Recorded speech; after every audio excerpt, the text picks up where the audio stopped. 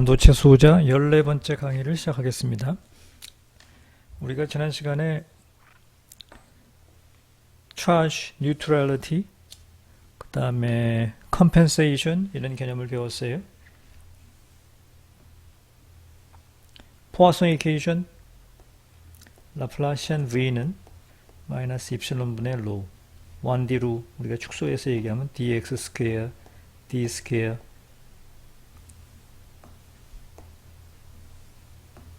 V는 마이너스 입실론분의 rho인데 여기서 rho를 최적전화 밀도라 그러고 rho는 Q에 세미컨덕터에 네 가지 종류의 전하가 있다 그랬죠. 전공, 전자, ionized donor, ionized acceptor 이렇게 된다 그랬죠. 그죠? 여기서 P는 어떻게 돼요? P는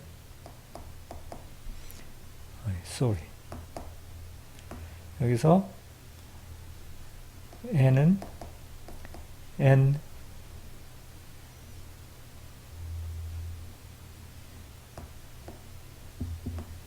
Ni exponential KT분의 EF 빼기 EI 이런 표현식이었고 홀은 Ni의 exponential KT의 EI 빼기 EF였어요. 그죠? 특별히 앞에 식에서 평형일적에는 이게 P0, N0가 되는 거죠. 그죠? 다음에 ND는 ND 중에서 얼마만큼이 이온화가 되는가를 봤더니 1 플러스 GD의 exponential KT분의 포미 레벨 빼기 도너 레벨이었었어요. 여기서 GD는 2였죠.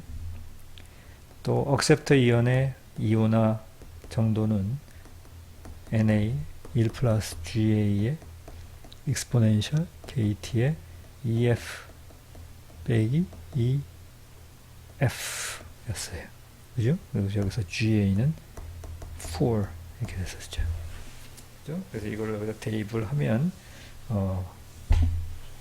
차지 뉴트럴리티가 성립이 돼가지고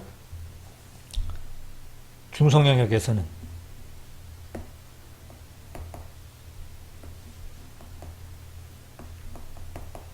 중성 영역에서 차지 뉴트럴리티 요건에서 로가 제로가 돼야 되기 때문에 P, N, ND, NA-는 0이에요.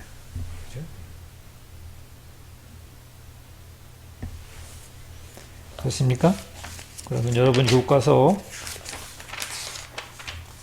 120페이지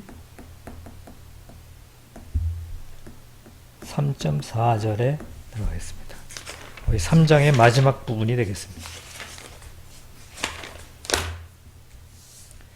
자, 3장의 마지막 부분. 챕터의 제목이 뭡니까? Drift of Carriers in Electric and Magnetic Field 라는 제목으로 공부를 시작을 하겠습니다.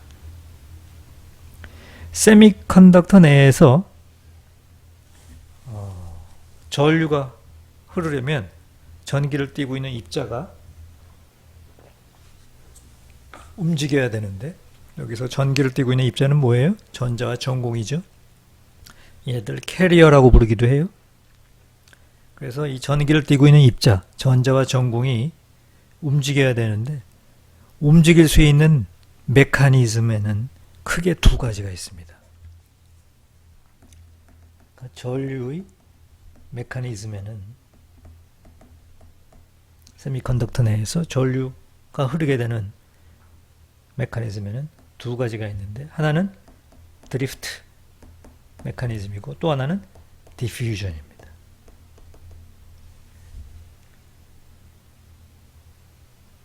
드리프트 메커니즘은 전기가 인가가 되면 전기를 띠고 있는 전공이라든가 전기를 띠고 있는 전자가 인가된 전기에 의해서 휩쓸려 가는 움직이는 그런 현상을 드리프트 현상 혹은 우리말로 얘기하면 뭐 표동이라고 얘기를 해요. 표동 현상이라고 얘기를 합니다. 다시 얘기하겠어요.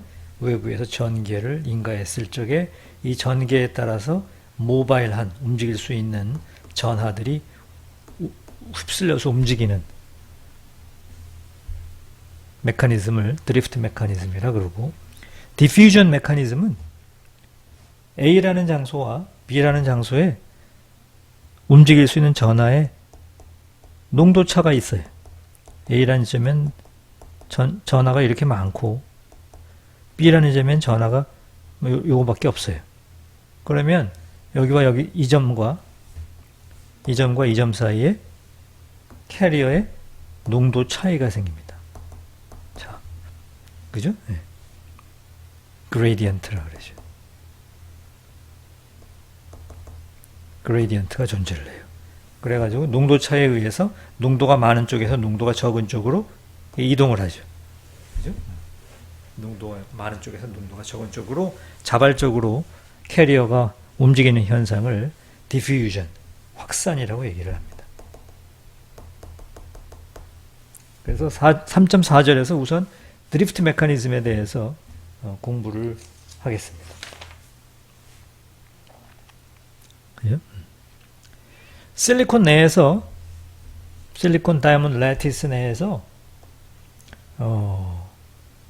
각 격자점에 실리콘 아톰들이 배열되어 있기 때문에 실리콘들은 일렉트론이나 전공은 이동을 하면서 격자점에 있는 아톰들과 충돌을 할 수밖에 없습니다. 충돌을. 여러분 책 121페이지에 3-20도의 A도에 아톰들과의 충돌을 통해서 실리콘 아톰들과의 충돌을 통해 가지고 일렉트론 혹은 전공이 지그재그 충돌하는 모습을 3-20도에 그려놨어요. 그죠?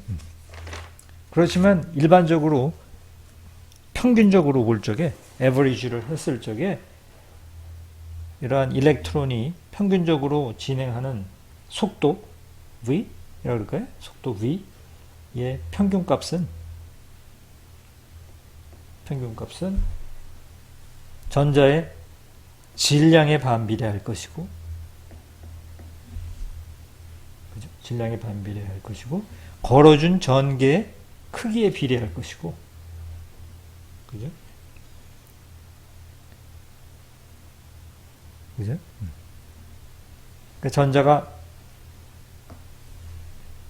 전기가 이렇게 인가가 되면 전자가 움직이기 시작한단 말이에요. 가다가 아톰에다 꽝 부딪혀가지고 충돌을 해가지고 튕겨나오고, 지나가다가 또 꽝 하고 부딪히고 또 튕겨나오고, 꽝 하고 부딪히고 튕겨나오고, 이렇게 해가지고 충돌과 충돌을 거쳐서 결국은 뭐 이렇게 갈 거예요. 그죠? 여기에서 떠난 전자가 일로 올 거예요. 여러 번의 충돌을 거쳐가지고. 그죠? 그래서 average velocity는 이쪽 방향을 향할 겁니다. 그죠? 전기가 가해지면. 그러면 이때 이 전자가 진행하는 방향으로의 velocity는 자기의 매스에 반비례할 것이고, 걸어준 전개의 크기에 비례할 것이고, 자기의 매스에 반비례할 것이고, 충돌과 충돌 사이의 시간, 네? 충돌 사이의 시간, 그러니까 충돌을 하지 아니하고 평균적으로 갈 수 있는 시간 t에 비례하는,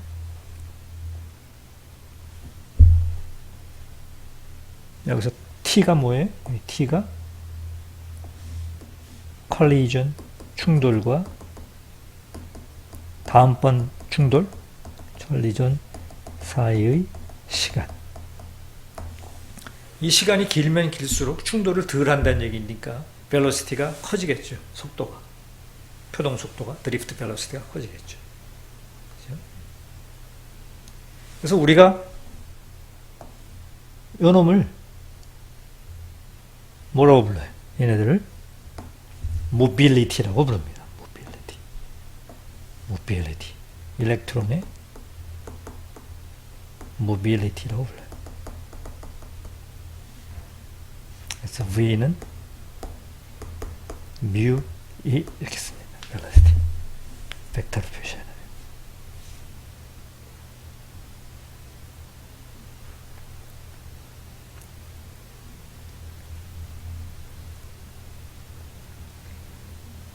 그래서 모빌리티는 전자의 매스에 반비례하고 컬리전과 컬리전 사이의 시간, 타임에 반비례하고 이 타임을 우리가 t에다가 이렇게 붙일까요? t에다가 q에 비례하는 그런 양이 되겠습니다. 되겠어요?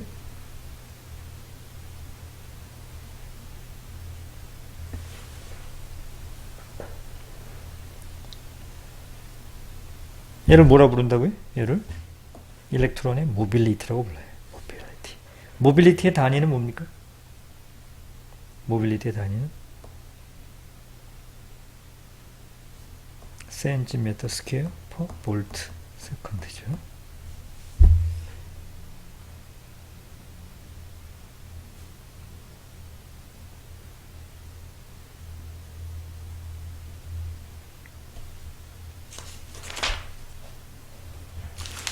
이때에 학생들이 알아야 할 또 새로운 사항이 나오는데, 이때 우리가 매스라는 거를 도입을 했는데, 여기서 매스, 전자의 effective mass라고 했는데, 우리가 지난 시간에 longitudinal mass, transverse mass 배웠죠?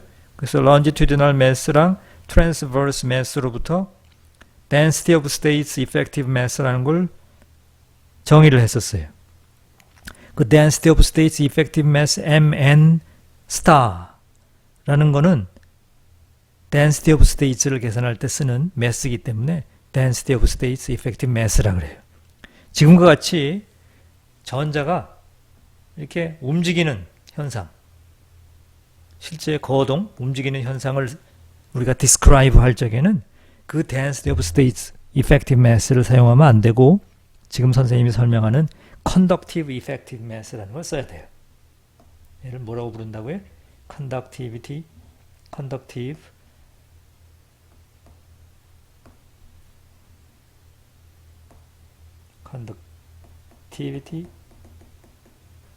effective mass라고 그래요.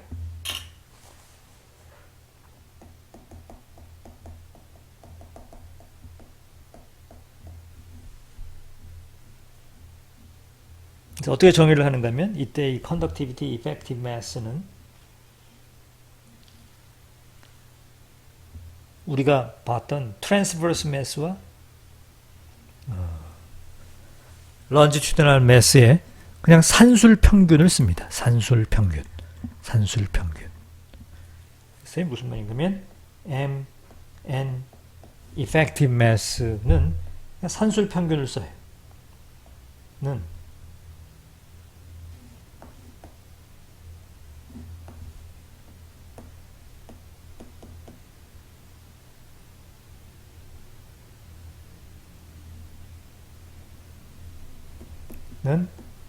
M1 effective mass, M2 effective mass, M3 effective mass. 이거를 더한 다음에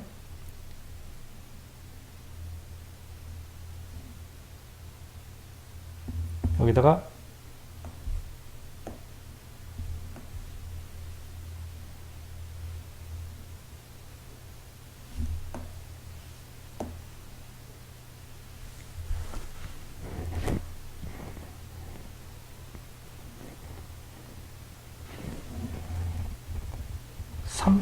을 곱한, 그죠? 이게 산술 평균이죠. 맞죠? 그래서 우리 같은 경우에 실리콘의 경우에는 하나는 longitudinal mass고 나머지는 transverse mass가 두 개죠. 수직 방향으로 이렇게 되죠. 그러니까 따라서 M longitudinal mass와 MT transverse mass의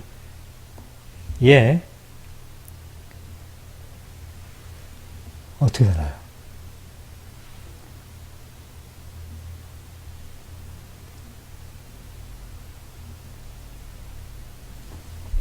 역수를 취해가지고 3배를 곱하면 MN conductivity effective mass가 되죠. 맞나요? 이렇게 되죠. 그죠? 이게 여러분 책에 3-40의 B식입니다. 이때 이 MN을 뭐라고 부른다고요? density of states effective mass라고 그러지 않고 conductivity effective mass라고 그래요. 그러니까 mass를 쓸 적에 조심해서 구별해서 써야 되겠죠. 우리가 mobility를 얘기할 적에는 이 mobility를 얘기할 적에 이 mass는 conductivity effective mass를 써야 됩니다. ml과 mt로부터. ml과 mt의 값은 이미 선생님이 나눠준 핸드아웃에 써있죠? 그거 가지고 mn을 계산을 해서 이 mn을 가지고 모빌리티를 계산을 해야 되는 겁니다.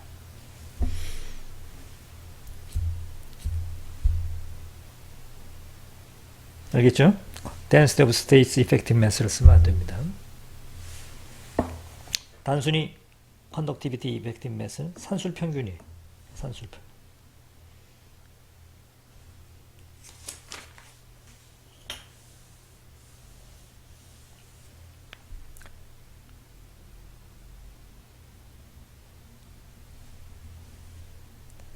이와 같이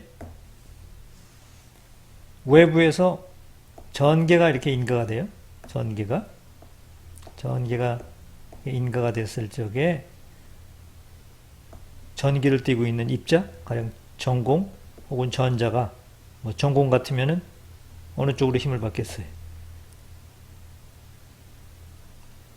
이쪽 방향으로 힘을 받을 거고, 전자 같으면은 이쪽 방향으로 힘을 받겠죠. 이동을 하겠죠. 예. 근데 그 진행하는 과정에서 베큐um 상태라면 그냥 쭉 하고 그냥 이렇게 이동을 할 텐데, 여기 사실은 선생님이 그리지 않았지만 실리콘 아톰들이 있으니까 이 실리콘 아톰들과 이 전자가 충돌을 할 거란 말이에요. 충돌을 할 테니까 그 궤적이 충돌을 할 테니까 이렇게 왔다가 이렇게 지그재그 해서 이렇게 갈 거란 말이에요. 그죠? 그럼 충돌을 횟수가 적어야 잘 이동을 하겠죠. 모빌리티가 크겠죠. 그죠? 충돌과 충돌 사이에 시간이 길고 매스가 작아야만 잘 이동을 하겠죠. 그죠? 그래서 그 개념이 뭐였어요? 모빌리티였어요. 모빌리티는 conductive effective mass mn star에 반비례하고 collision time에 비례하는 그런 값이 될 겁니다. 그러면 드리프트 메커니즘에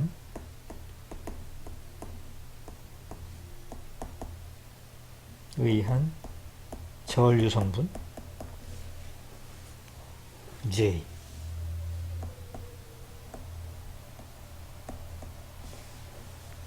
드리프트 성분에 의한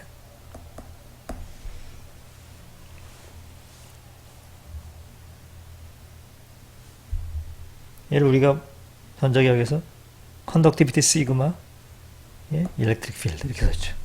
그래서 얘를 뭐라고 불렀어요? 컨덕티비티 그랬어요. 컨덕티비티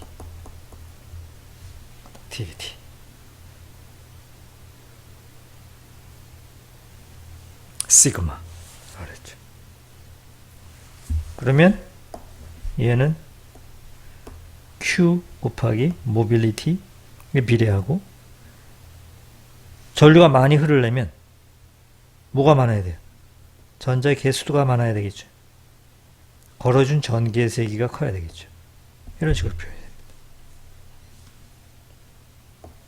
얘는 뭐예요? 전자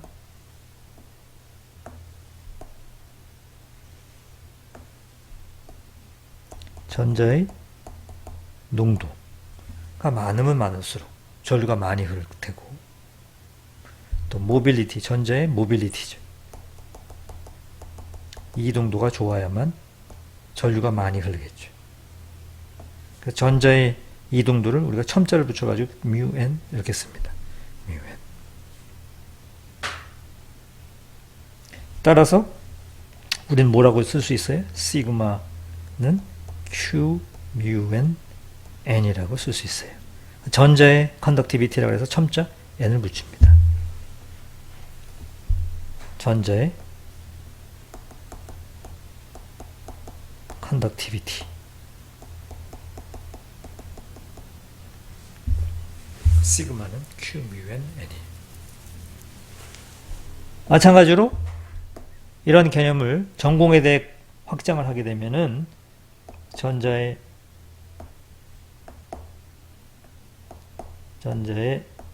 드리프트 커런트 덴시티 단위가 뭐죠? 암페어 퍼 제곱 센티미터겠죠? 가 Q μn n E 이렇게 썼듯이 JP 드리프트 성분은 Q 전공의 모빌리티 μP 전공의 농도 이렇게 써서 표현됩니다. Q μP P. 그죠? 토탈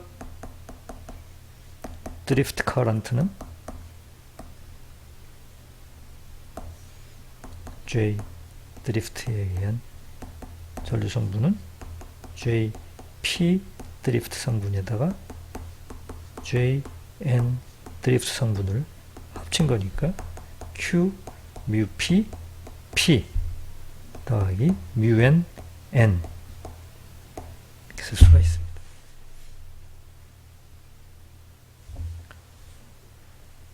됐죠?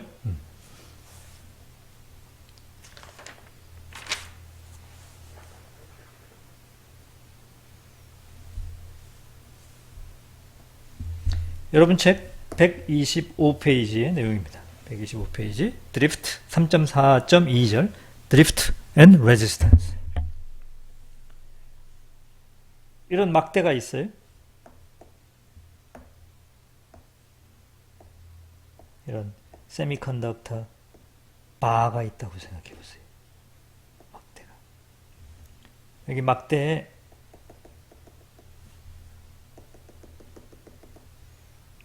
양단에 전원을 연결하고 전류를 흘려요. 그렇죠? 그래서 편의상 우리가 이쪽 방향을 X방향이라고 불렀어요. 그래서 X 이퀄 0에서부터 여기가 X 이퀄 L, 길이가 L이라는 얘기죠. 그렇죠? 그리고 이 막대의 두께를 우리가 T라고 합시다. T. 이 막대의 폭을 W라고 합시다. W.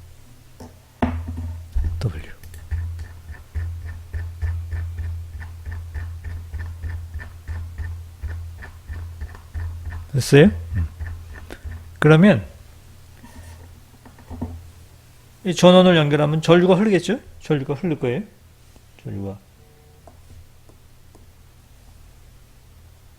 전류가 이렇게 흐르겠죠. 그죠?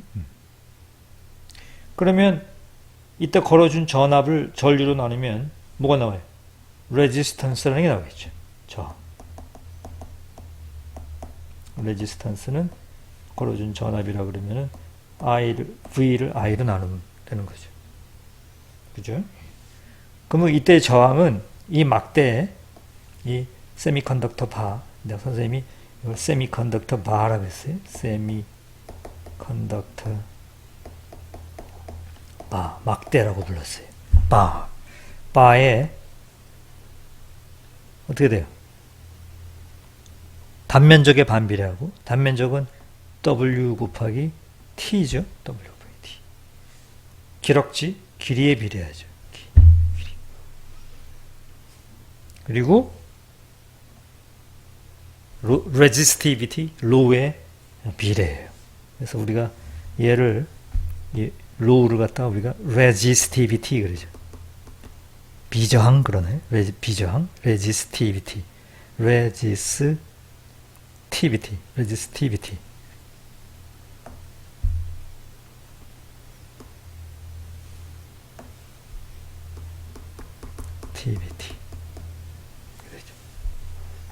단위가 뭐죠 이게? 오hm 센티미터죠. 오hm 센티미터. 레지스턴스 저항의 단위는 뭐예요? 오음이죠.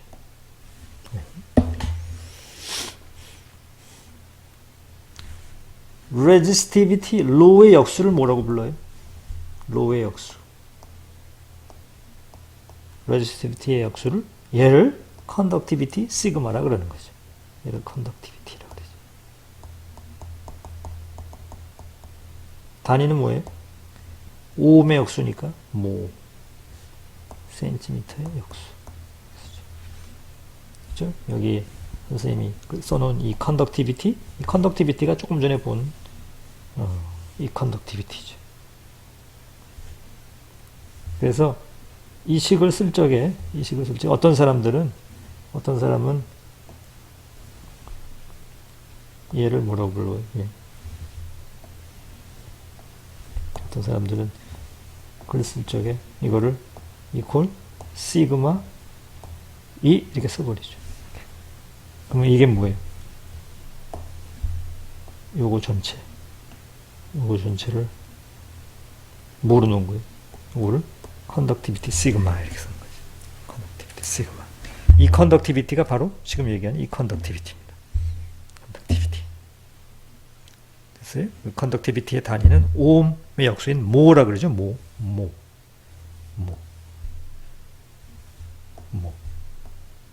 아이고.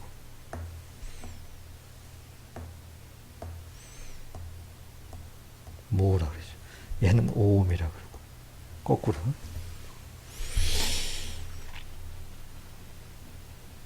됐어요? 레지스티비티. 근데 반도체 하는 사람들은 여기까지는 이제 물리하는 사람들이 그냥 쓰는 거고, 반도체 하는 사람들은 여기서 한 걸음 더 나아가 가지고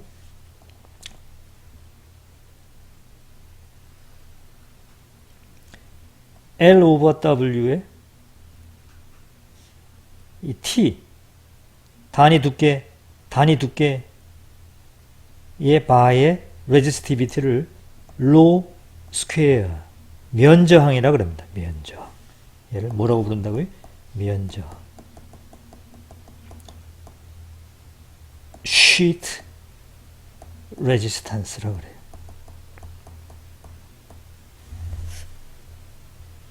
sheet resistance.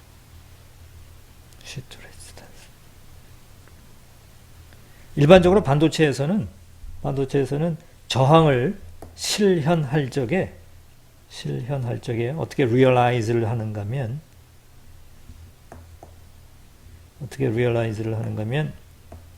세미컨덕터에 여기 지금 P-타입 실리콘이면 여기다가 N 도우핑을 해요. 아까 임플란트를 한다고 했었죠. 임플란트를 해서 이렇게 만들면 입체적으로 선생님이 그림을 그린다면 이런 모습이 되는 거죠. 뭐같이 생겼어요? 방금 그런 실리콘 바 같이 생겼잖아요. 세미컨덕터 바에 실질적으로 이 두께 이게 뭐예요? 지금 했던 이게 thickness T죠. 이 폭이 뭐예요? W. 이 기럭지가 L이 되는 거죠. 그죠? 그런데 현실적으로 서킷 엔지니어, 회로 엔지니어들은 여기 있는 T를 컨트롤할 수 있는 게 아니에요. 이건 공장장이 결정해 주는 값이고, 서킷 엔지니어는 세미컨덕터 바의 length와 width만 설계를 할 수 있는 거예요. 그죠? 여기다가 임플란트해서 집어넣는 거는 공장에서 하는 작업이지, 서킷 엔지니어가 건드릴 부분이 못 돼요. L하고 W만 건드립니다. 이와 같은 이유에서 서킷 엔지니어는 L하고 W만 조절을 하기 때문에 바로 면저항이라는 값을 줘버립니다. 면저항. 그죠? 스퀘어당. 그래서 쉽게 얘기하면 스퀘어 하나당 레지스턴스가 얼마일까? 1K 오음이다. 그럼 서킷 엔지니어는 스퀘어를 1개, 2개, 3개, 4개. 그럼 뭘 만든 거예요? 4K 오음짜리 저항을 만든 겁니다. 되겠어요? 그래서 반도체 하는 사람들은 그냥 resistivity 이런 개념을 쓰지 않고 면저항, sheet resistance라는 걸 씁니다.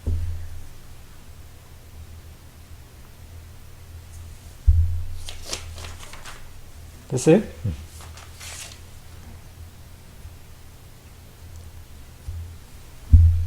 됐죠?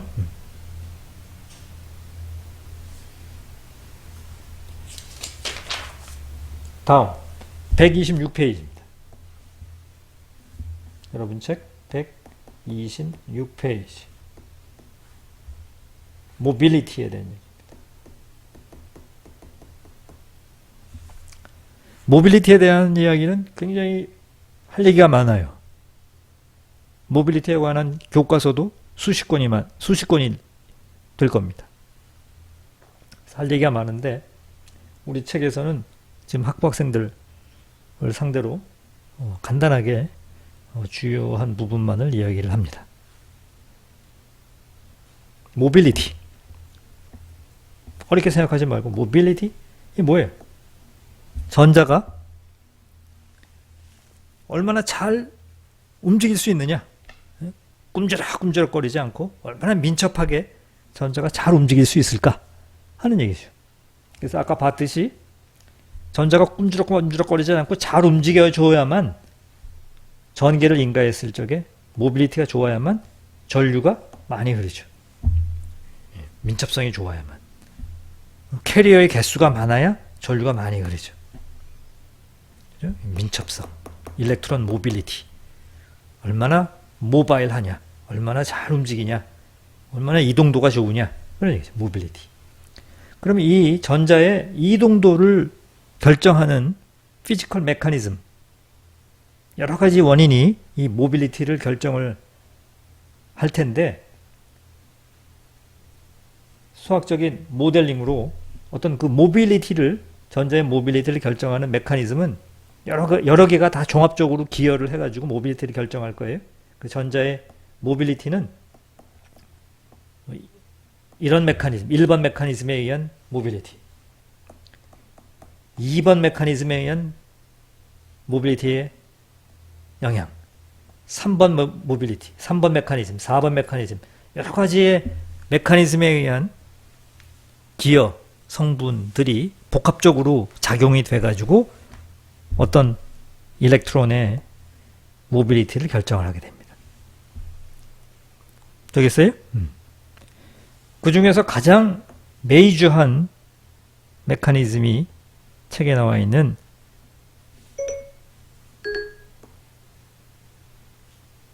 impurity scattering 메커니즘과 또 하나는 phonon scattering에 의한 뮤엘이라 그럴까요? 메커니즘이 가장 도미넌트한 메커니즘입니다. 이게 뭐예요? impurity scattering에 의한. 얘는 뭐예요? phonon scattering.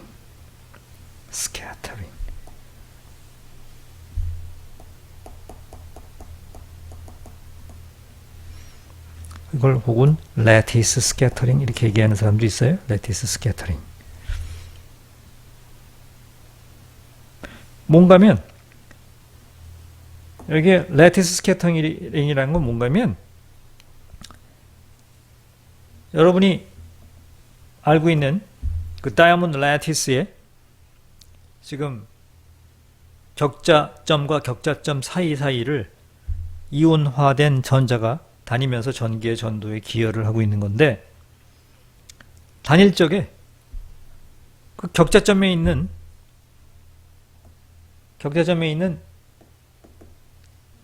전자가 가만 픽스된 모습으로 고정되어 있는 것이 아니고 열 에너지라는 걸 가지고 있으니까 이 실리콘들이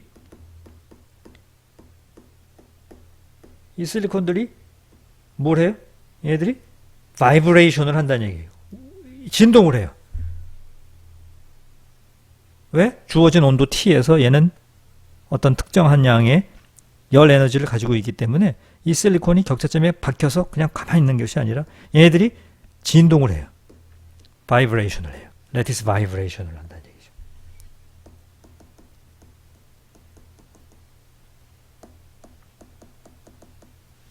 그렇게 하게 되면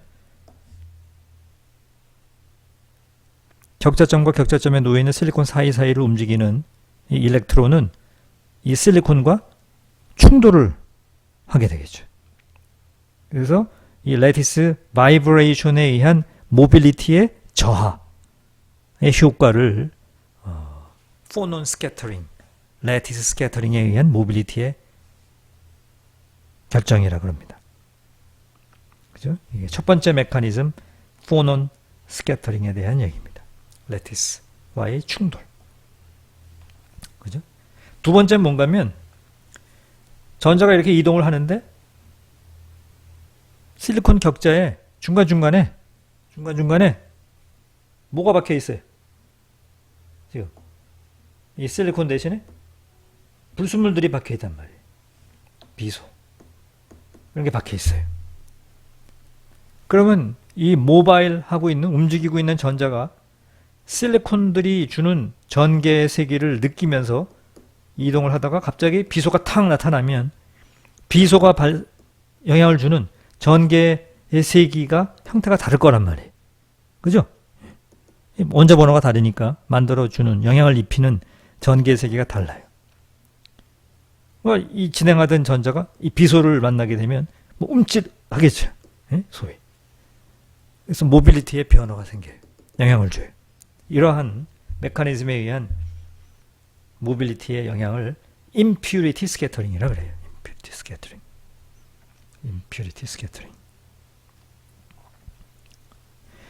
여러분 교과서 126페이지 그림 3-22도를 볼 것 같으면 22도를 볼 것 같으면 이 포논 스캐터링과 impurity scattering에 의한 영향의 온도 의존성을 나타내는 커브가 교과서에 나와 있습니다.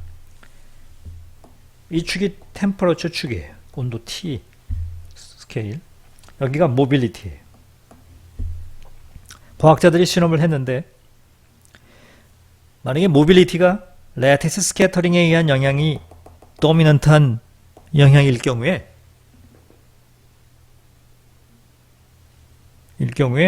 온도 T에 마이너스 2분의 3승의 의존성을 보이는다는 걸 알아냈어요.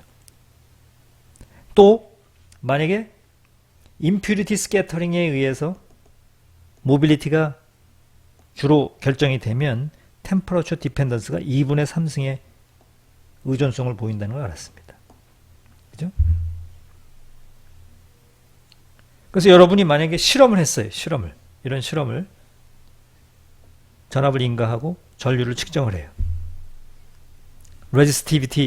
레지스탄스를 산출해낼 수가 있죠. 근데 이 레지스탄스는 내가 L 디멘전과 W 디멘전을 알면 레지스티비티가 나온다는 얘기죠. 저항 R을 측정을 하고 전류 전압으로부터 내가 LW 디멘전을 알고 T 디멘전을 알면은 저항 값으로부터 레지스티비티가 나온다는 얘기예요. 레지스티비티를 알게 되면 그게 역수를 치면 컨덕티비티가 나온다는 얘기예요. 그죠? 내가 도핑 컨센트레이션을 알면은 내가 캐리어의 개수를 알아요.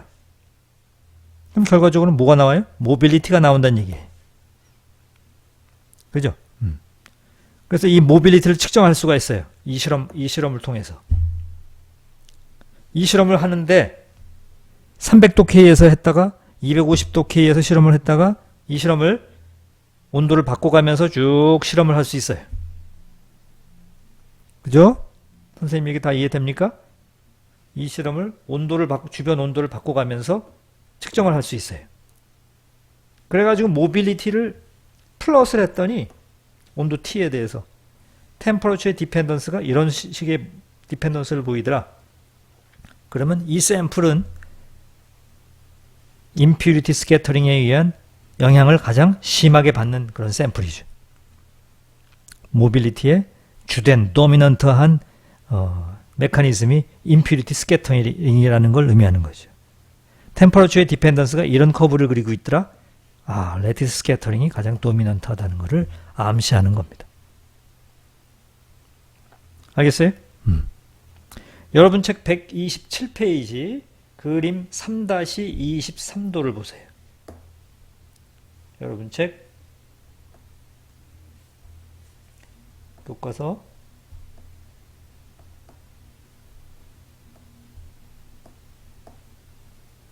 페이지 127 그림 3-23을 보세요. 3-23을 보면 이런 그림이 나와 있어요.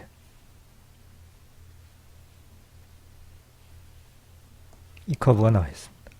그렇죠? 중요한 커브입니다. 자, 위의 그림은 뭐예요?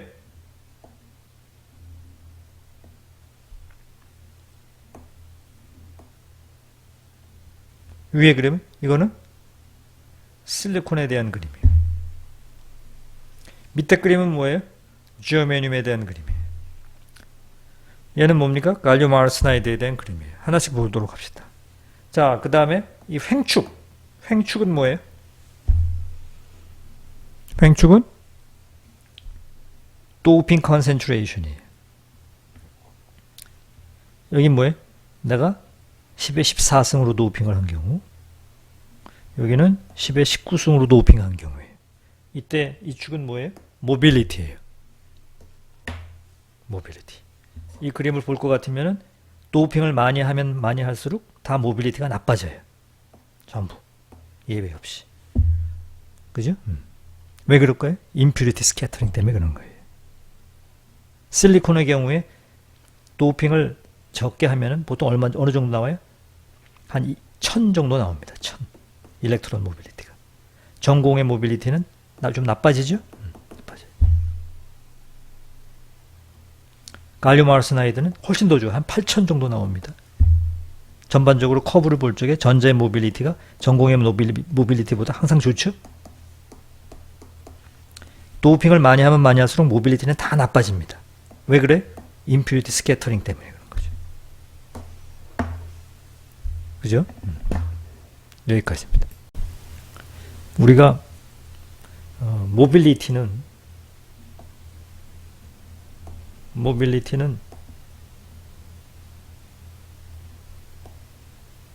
드리프트 커런트의 캐리어가 움직이는 벨로시티와 일렉트릭 필드 사이에 이런 리니어한 관계인 거를 알고 있어요. 그죠? 그래서 이거를 우리가 그래프로 표시를 하게 되면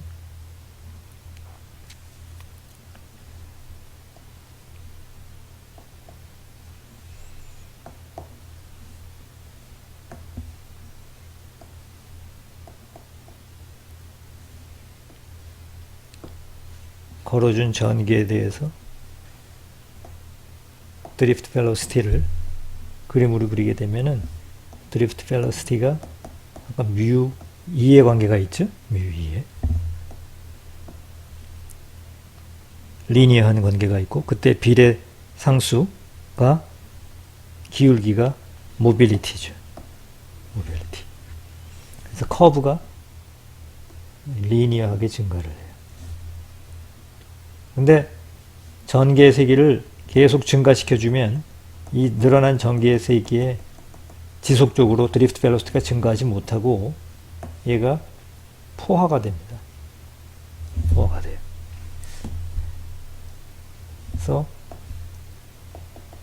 이 속도를 VD set 포화 속도라고 부릅니다. VD set.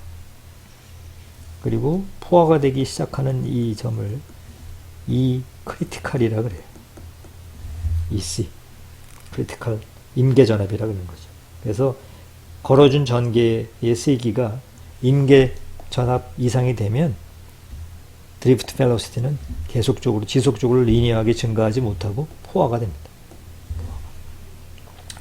그 크기는 보통 여기가 1 곱하기 10의 7승 cm/s 정도 돼요.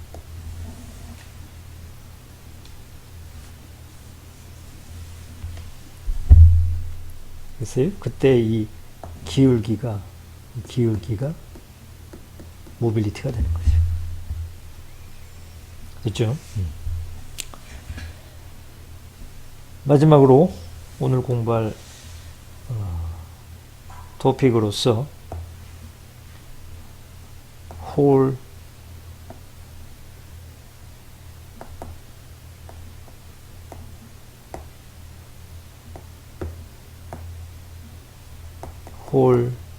효과를 공부하도록 하겠습니다. 홀 이펙트. 이런 실리콘 바를 한번 생각해 보세요.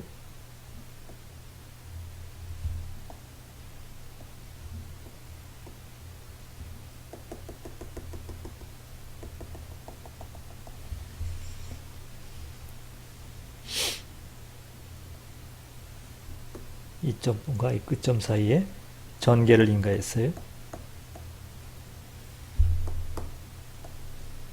V를 인가했어요. 여기를 C점이라고 그럴까요? 여기를 D점이라고 그럴까요? 그럼 C하고 D 사이에 전압을 인가해가지고 이게 지금 P-타입 실리콘이에요. 그러면 여기에 캐리어는 지금 전공이겠죠? 전공. 그러면 여기에 전압을 인가해주면 여기 전류가 흐르겠죠? 이런 방향으로 전류가 흘러요. 전류가 이렇게 흘리겠죠.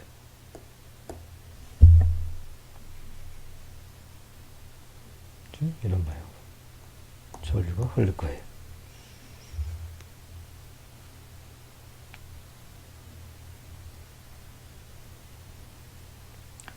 이 상황에서 우리가 수직 방향으로 좌표축을 좀 정해 볼까요? 여기를 Y축이라 그러고 여기를 X축이라 그러고 여기를 G축이라 그러면 G축 방향으로 이 방향으로 마그네틱 필드를 인가를 했어요. 자개를 인가했어요. 그러면 전기를 띠고 있는 입자가 전류가 이렇게 흐르고 있는데 자개가 인가를 하게 되면은 플레밍의 법칙 혹은 우리가 로렌츠의 포스라고 그러죠. 자개에 의해서 힘을 받게 되죠. 어떤 힘을 받게 되는가 하면 받는 힘은 Q 곱하기 V 곱하기 B 예, 이걸 우리가 로렌츠의 힘이라고 그러죠. 로렌츠 포스를 받게 되죠. 그래서 이 전공들의 벨로시티 벡터가 이쪽 방향이죠. 이게 V 벡터의 방향이고 마그네틱 필드가 G 방향으로 이게 지금 인가가 된 거잖아요. 그죠? 그러면은 이 로렌츠의 힘이라는 것은 벨로시티 벡터를 마그네틱 필드 방향으로 돌렸을 적에 이거를 일로 돌리면 이렇게 돌죠. 이런 방향으로 시계 방향으로 돌렸을 적에 나사가 진행하는 방향이니까 힘을 어느 쪽으로 받아요? 힘은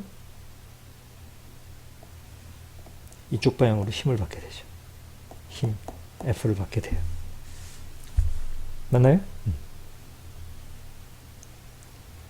그래서 힘의 크기는 힘은 F 방향은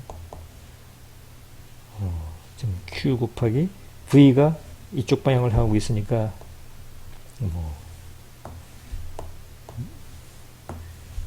V 곱하기 Vx 곱하기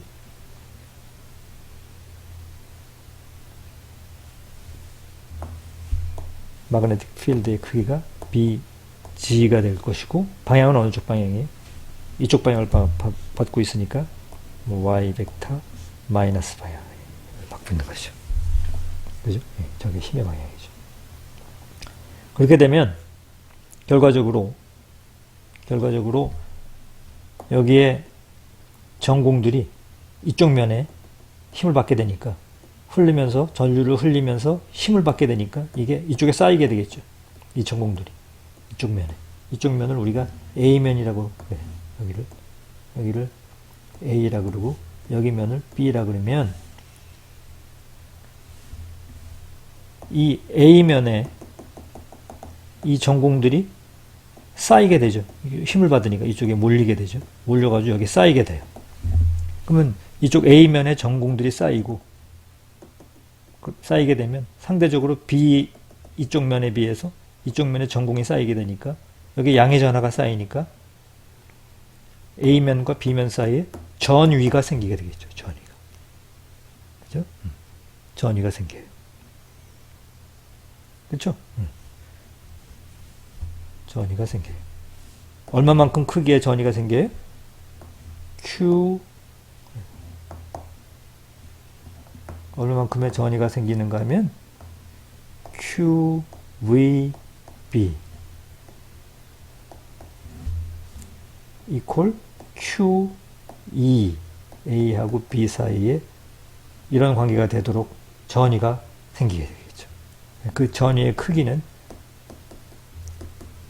Vx 곱하기 BG가 되는 거고 A하고 B 사이에 양단에 걸리는 전압은 QVB 이거에다가 길이 전개의 세기에다가 길이를 곱한 게 전압이니까 여기다가 L을 곱한 L이 아니라 W네. 폭이 폭 W 를 곱한 크기의 전압이 생기죠. 그래서 실제적으로 A점하고 B점 사이에는 이게 전압이 생겨요. 전압이. A점하고 B점. A점하고 B점 사이에 전압이 생기는데 이 전압을 갖다가 뭐라고 불러요? 우리가 홀 전압이라고 불러요. 홀 볼테이지라고 불러요. 홀 볼테이지. 홀 전압이라고 합니다.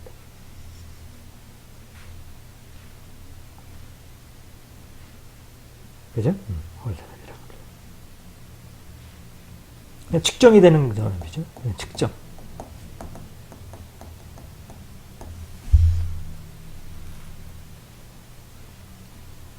한편 여기에 전압을 걸게 되면 전류가 흐르게 되니까 그때 흐르는 전류는 얼마가 될 건가 하면은 흐르는 전류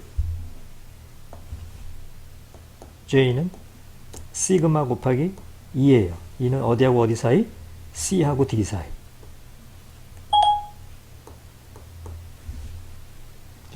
시그마는 뭐예요? Q 곱하기 뮤 P P0 2는 C하고 D 사이에 걸어준 전압을 뭐로 나눈 거예요? 기럭지 L로 나눈 거죠. 됐어요? J는 흐르는 전류 I를 뭐로 나눈 거예요? 단면적으로 나눈 거죠.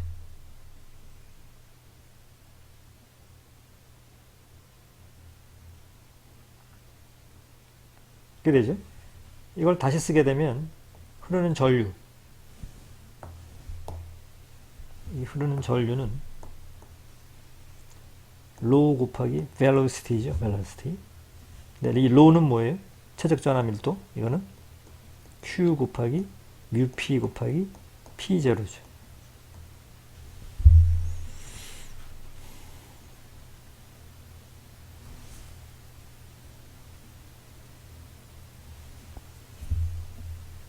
그죠? 따라서 요걸 좀 지울게요. 요걸 먼저 쓸까요? 요걸 다시 씁시다. 자, 다시 J는 시그마 곱하기 2죠. 그죠? 혹은 로우 곱하기 velocity예요. 로우는 다시 쓰게 되면 Q 뮤 P P0 V예요. V는 지금 X죠. X방향의 velocity. 이렇게 되죠. 그러니까 요 식을 J는 다시 I를 W에다가 T를 곱한 걸로 나누면 되죠. 단면적으로 나누면 돼요. 그래서 요 식으로부터 VX는 Q, mu, P, P0를 I 나누기 WT로 한 거예요. 그죠? 그러면 요 Vx를 여기다 대입을 하게 되면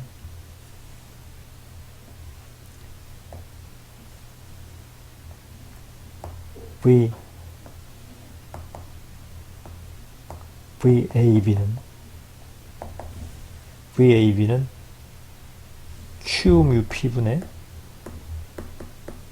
P0 I 나누기 WT 에다가 마그네틱 필드에다가 W를 곱한 거예요. 그죠? 다시 쓰게 되면 Q mu P에 P0에 B0에 흐르는 전류 I를 T분의 1로 나눈 거죠. 됐어요? 그러니까 이 식에서 지금 왼쪽은 VAB죠. 얘는 어떻게 됐어요? 홀 전압 A점하고 B점하고 양단에 발생하는 홀 전압은 측정을 하는 겁니다. 그래서 얘는 측정을 해서 알아내고 이거 I도 측정하는 거죠. 전압을 인가하고 그때 흐르는 전류를 측정을 하면 됩니다. I가 나와요. 측정하고 그 다음에 P0 이건 뭐예요? P-타입 도핑 컨센트레이션 NA죠. NA 알고 있어요. BJ Z방향의 마그네틱 필드 내가 걸었으니까 알죠. 인가한 자기의 색이죠. T도 알고 있어요. 이 샘플의 두께 이 폭이 T예요. T 이게 width죠. 이게 length L이고 이 폭을 우리가 T라고 했어요. 그렇게 되면 이거는 우리가 이미 알고 있는 노운이고 두께 뭐가 측정이 돼요? 뭐가 계산이 돼요?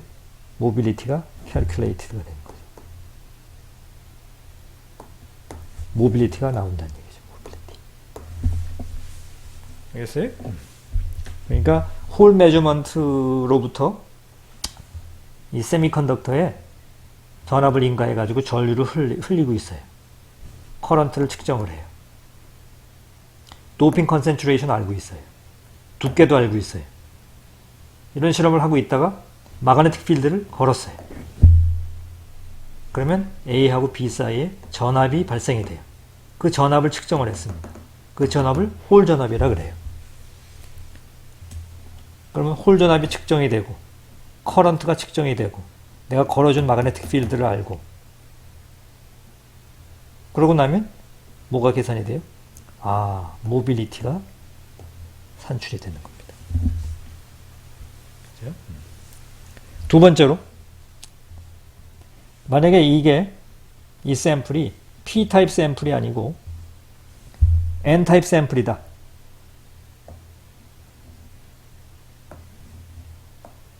그렇다면 N-타입 샘플이다 그러면은 이 막대에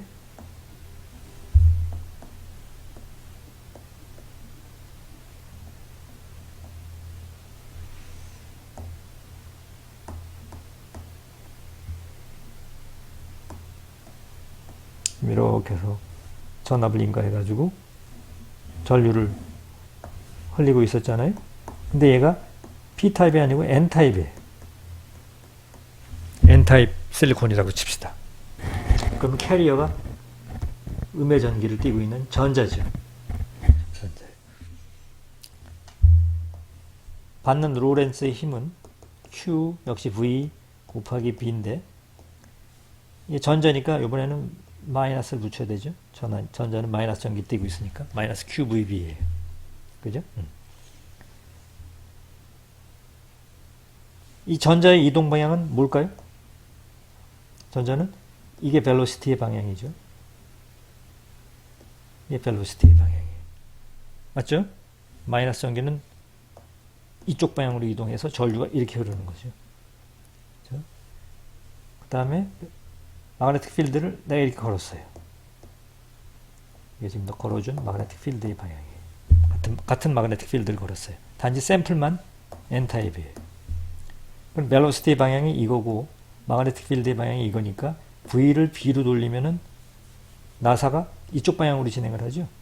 이쪽 방향. 힘의 방향이 받는 힘의 방향이 뒤로 물러서는데 얘는 마이너스 전기를 띠고 있으니까 오히려 이쪽 방향으로 힘을 받죠. 되나요? V를 B로 돌리면 나사는 뒤로 후진을 해요. 뒤로 후진을 하는데 여기에 마이너스가 있으니까 힘은 이쪽 방향을 반대 방향을 받게 되죠. 그 얘기는 뭔가면 전자들이 이쪽 면에 와서 쌓인다는 얘기죠. 그죠? 그렇다는 얘기는 여기가 A점, 여기가 B점이라 그러면 A점하고 B점 사이에 전개가 생기는데 전개가 발생하는데 이 전개를 역시 홀 전압이라 그러는데 홀 전압의 극성이 아까와는 반대가 돼버리죠. 아까는 여기에 플러스가 쌓이고 이번에는 여기에 마이너스가 쌓이게 되니까 측정되는 홀 전압의 방향이 반대가 됩니다. 그래서 우리는 뭘 알 수 있어요? 홀 전압의 극성을 가지고 얘가 가지고 N타입인지 P타입인지를 분간할 수 있죠. 되겠습니까? 여기까지가 홀 메저먼트에 대한 얘기고 3장이 다 끝났습니다. 3장이.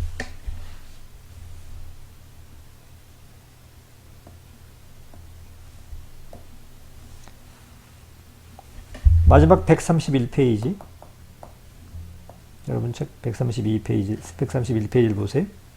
131페이지에 3.5절을 볼 것 같으면은 제목이 Invariance of Fermi Level at Equilibrium이에요.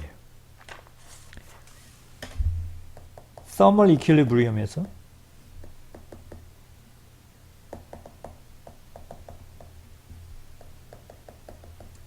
열적 평형 상태에 있어서 gradient 이 Fermi 레벨의 미분은 제로입니다. 1차원으로 우리가 축소를 하게 되면 dx, dEf는 제로예요. 기억해 주기 바랍니다.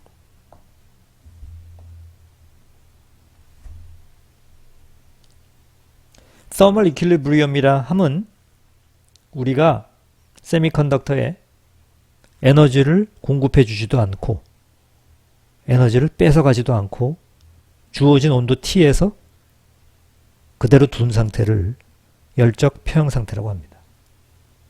보다 구체적으로 얘기하면 우리가 전기 에너지도 주지 아니하고 그러니까 전압을 인가하지도 아니하고 바이어스 전압을 인가하지도 아니하고 또 빛을 인가하지도 않고 이런 상태를 Thermal Equilibrium이라 그럽니다. 시스템이 디바이스가 Thermal Equilibrium에 있으면 Fermi 레벨이 X에 대한 미분값이 0입니다. 기울기가 없다는 얘기예요. 기울기가 제로라는 얘기예요. 그러니까 Fermi 레벨이 어떻게 된다는 얘기죠? 가지런히 놓인다는 얘기예요. 기울기가 없어요. 이게 기울기가 생기면 이거는 dx, dEf가 0이 아니죠? 기울기가 생기면. 평형에서는 Fermi 레벨이 어떻게 된다고요? 가지런히 X에 대한 미분값이 없다는 얘기예요.